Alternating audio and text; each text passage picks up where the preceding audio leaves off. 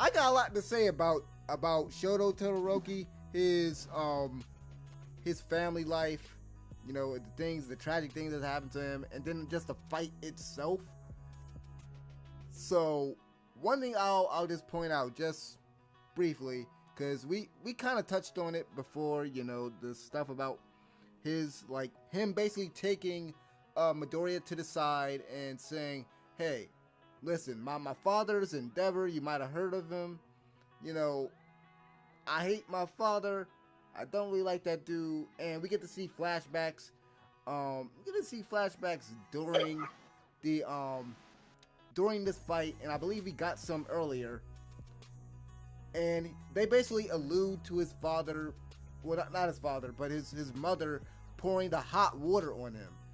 And man, there's so much going on with this character, and this goes back to what I said about just a few minutes ago, or just a few seconds ago.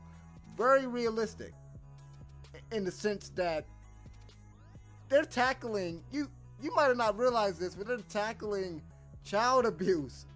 They're tackling spousal abuse. They're tackling themes of I want to say heritage really, or lineage rather. Like there's so much there. There is so much there. Like this could have easily been a copy almost of the Gaara versus Naruto fight. Because I know there's some people that might want to make that comparison, but it's so much more than that.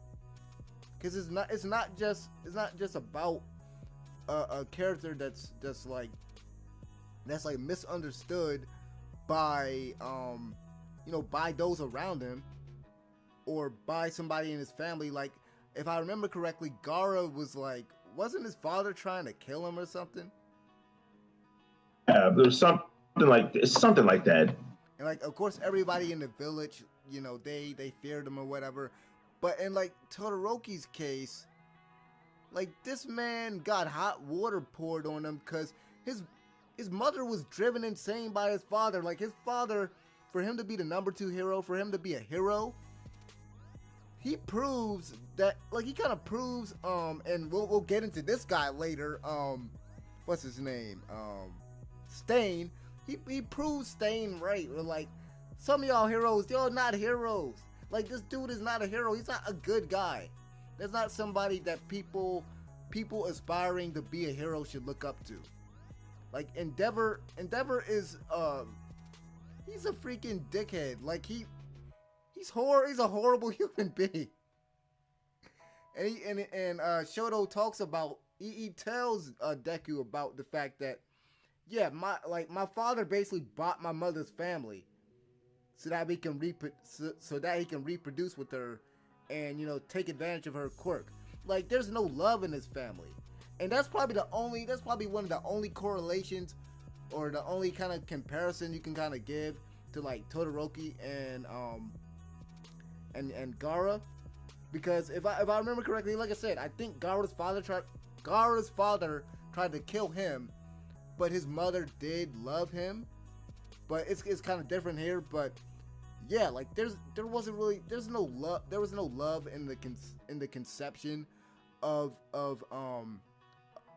Shoto. There was no love in him being born. The sole reason, and they say this, his father, Endeavor says this multiple times, you were born so that you can surpass All Might. You were born to surpass him because I couldn't surpass him. And that's something that is relatable, believe it or not, because there probably are people that, let's say you couldn't make it into the NBA and you used to play basketball, you thought you were really good, you thought you could make it into the NBA, but your leg got messed up or whatever, and your son grows up and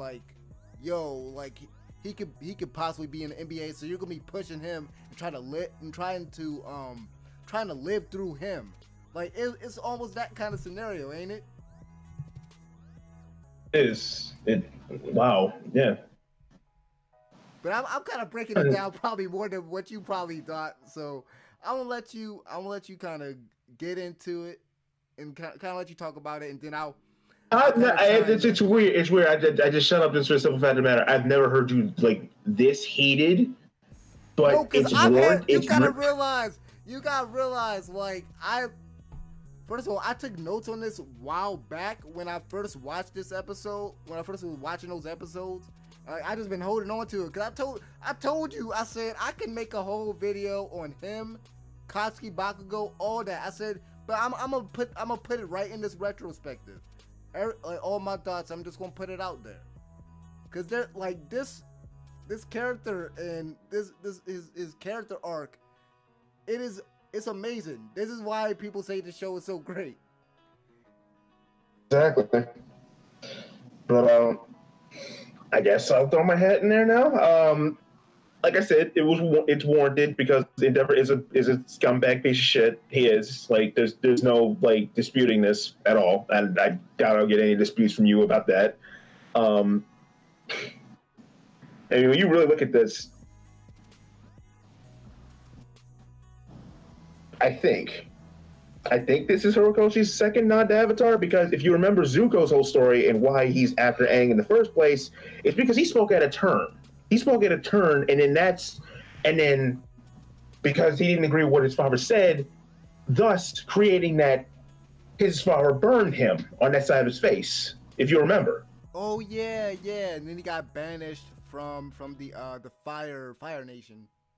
Yeah. Exactly. And then I'm just like, wait a minute.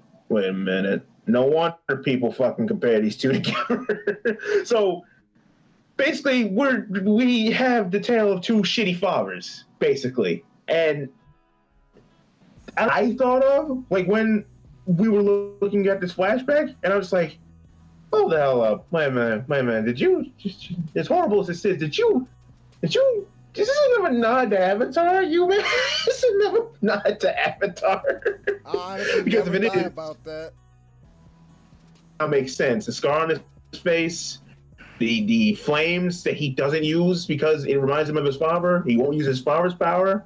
But in Zuko's case, he really has no choice because he is a firebender. But I see you, Horikoshi. I see you. I see what you're doing. But no dispute here. Like, Endeavor is a fucking scumbag. Like, he honestly, I was thinking about this the other day. He deserves to be locked up. Honestly, he doesn't deserve any type of hero status at all. He doesn't deserve his rank, but at the number 2 spot behind All Might, he doesn't. He simply doesn't. He doesn't deserve the placement that he has right now. And I don't even think it's just Shoto, because there are other kids. They showed him.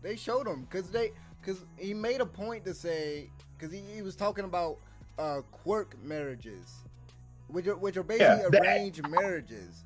And so, like, they showed in the flashback, like, he has a bunch of siblings, like, and a lot of them, like, I think there was like 2 or 3 of them that didn't even have the fire quirk. There were some of them that looked like they were just all like his mother, and they were playing around, and his father told him, don't worry about them. They're in a different world. You're in a different world than them. You don't worry about them playing around over there. I'm going to teach you how to be a hero. That's basically what he said to him in the flashback. Like, the only other sibling that we see that looks like him is what looks like his older sister. Which I'm guessing maybe her quirk didn't really manifest. Maybe. But here's another thing. And then I'll go back. I'll go back to the fight. People have even stated this, like, when Dabi first appeared. I'm going ahead for a reason. That Dabi is the older brother of Shoto, and Dabi is a big example on what Endeavor has done to these kids. But it's not confirmed. I would like that. It's not confirmed. People have made countless theories on this, but if Horikoshi actually comes out and does a chapter on this, and it's confirmed, that would be, it's the most obvious go-to. It's the most obvious link you can do, because of the scars on his face and the flames and everything about him. And they do look alike. They do somewhat look alike. So if this actually happens, then it's like, yeah, I can accept this because look at what the difference done to Shoto already. Look at what he's done to those other kids. I mean, who's and if Dobby is who's to say that good? That wasn't like his marriage to Shoto's mother? Who's to say that wasn't like his first marriage or like his first time where like he paid somebody to conceive with someone else? Yeah, his first failure. What if Dobby was his actual first failure? And there's a reason they don't talk about him. Reason why they haven't had any interaction. He's saving this for like a big reveal. I don't know. I'm just throwing that out there. Okay, so kind of getting back into the fight, because we kind of talked around the fight, but we gotta get into the fight now. Get back to the fight though. I'll start. I'll do it. I'll do it. Yes, please do, because I think you're better at describing fights more than I am, to be honest. Okay, basically, Midoriya pretty much tries to like say, hey, you need to use that other side of you. Then you need to use that other side of your quirk. I want you to go all out. And these two keep going at each other. Midoriya keeps blowing out more of his limbs, more of his fingers, more of those little air palms that he does. That's a perfect word for it. That is the perfect name for that. And he's basically saying, bring it on, bitch. You're not beating me unless you give me everything. And I'm talking about that other side of you. Give that side to me. I want it. So he's basically just like setting himself up to lose. So when Todoroki actually eventually does do it, actually after the whole speech, that is your power. That is not his power. Yes, he may have done that to you, but that is your power for you to control. That is your fucking power, dude. Basically, that sets him off. Shoto is now taking this, the fire side in him. These two put everything into what they have left, and just big explosion, man. Big explosion. I love how the cement dude tries to prevent this, because even like Midnight, pretty much everyone else knows. It's like the Proctors pretty much knows. Like, okay, they are gonna kill each other unless someone tries to break this shit up. Now, doesn't happen. Basically, after the dust settles, I think they were. Midoriya. I think Cementos, he basically he kind of weakened the effect of the blast because both of their attacks clashing. Yeah. So that's basically what he did. Well, yeah, and that was awesome. After that, it's like they said, the smoke settled. Midoriya got ring out. Shoto wins.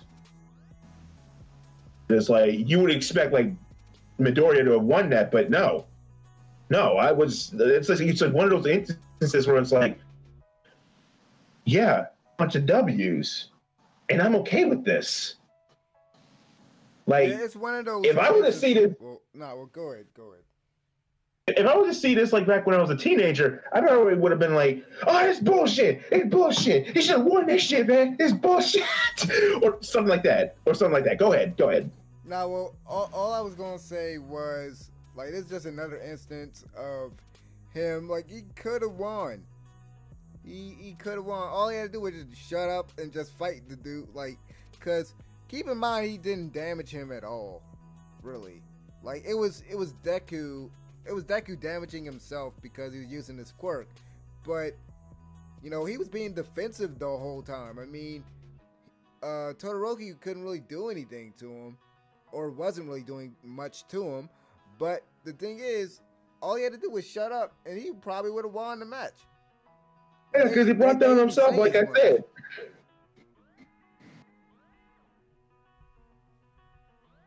I mean, once again, he got in his own way, just like in the first match. And then that's when, you know, All Might, you know, afterwards, All Might is like, meddling is the essence of being a hero. And Midoriya takes that to heart in the next season, you know, what he's gonna do.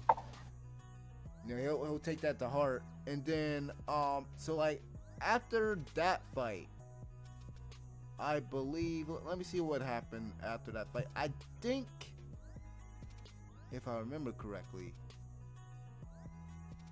I think, yeah, it was Ida's fight after that. It was Ida versus, who did Ida fight?